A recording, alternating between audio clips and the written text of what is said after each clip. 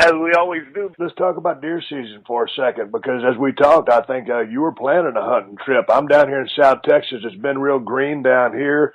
The weather has been hot. Everything is so green. They're not really coming to any kind of corn, so I'm not really seeing any action. Have you been able to get out in the woods and do any hunting yet? Yeah, we just about every weekend down in Worth County in Sylvester, South Georgia, on the farm down there.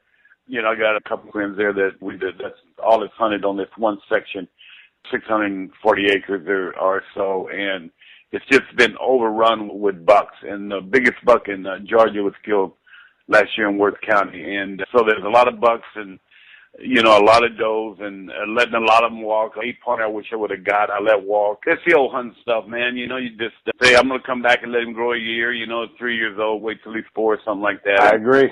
And then, you know, and then the next weekend, if, you know, one of my hunt buds takes his son-in-law there and, you know, they could send me a picture and I said, man, that looks like that deer I was talking about. The one you were going to let walk. Always, when somebody brings a friend, they always kill your deer, man. You know what I mean? They say so. I said, I wish I'd have got him, but it's been good for me.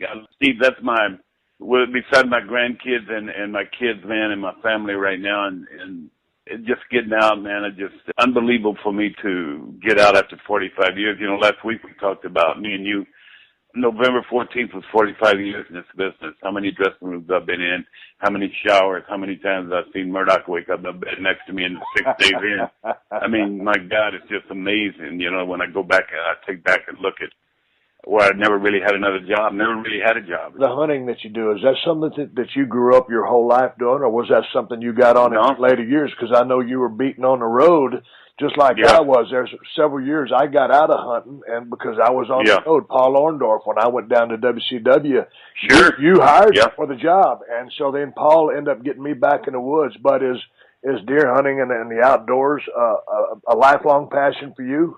Yeah, I've always enjoyed it because my dad, God rest his soul, you know, when out of Boston we would go to San Antonio, Randolph Air Force Base, and you know, and then even south going towards Uvalde.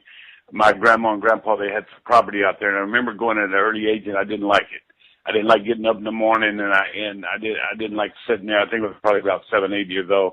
I was in the Little League baseball and all this stuff and football in South Texas, so I'd go down there with him, and he would give me a 30-30, no scope, and you know, and he would try to not make me, but just wanted me to be with him, you know what I mean? And I would do it and sit there, and then it was, man, a lot of time went by, and then it wasn't until probably in the 1990s when the Eric Bischoff debacle and all that came about at WCW, and I ended up kind of just being irrelevant as far as having to work every day. And so I just started back, man. And then Dustin, my oldest son, Goldust, he hunts with me. And Cody's the Prince of Pro Wrestling, as we call him. He has nothing to do with it. He would go if I asked him. But when I jumped back into the hunt scene, it was like I had missed it, but I really didn't know it. And I had to learn everything.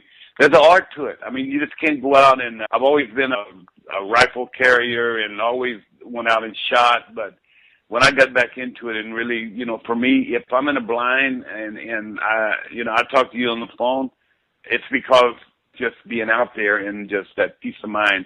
Because after 45 years, I found out that peace of mind is the most important thing. It overshadows money, overshadows I just wanted some peace of mind here before I got too late into my 60s. You hit the nail right on the head. I mean, sure, you know, when you go out, it'd be great to come back with a big-ass buck. That's wonderful. But most of the time, you do not, just because that's just simply hunting.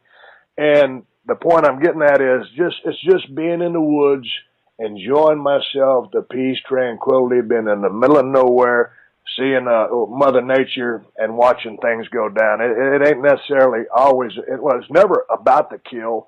That goes with it if you're lucky enough to happen upon something that you want to take. But I just enjoy the peaceful, the quietness, and being able just to take a deep breath of fresh air and just chill and relax and take all that, you know, whatever's going on in life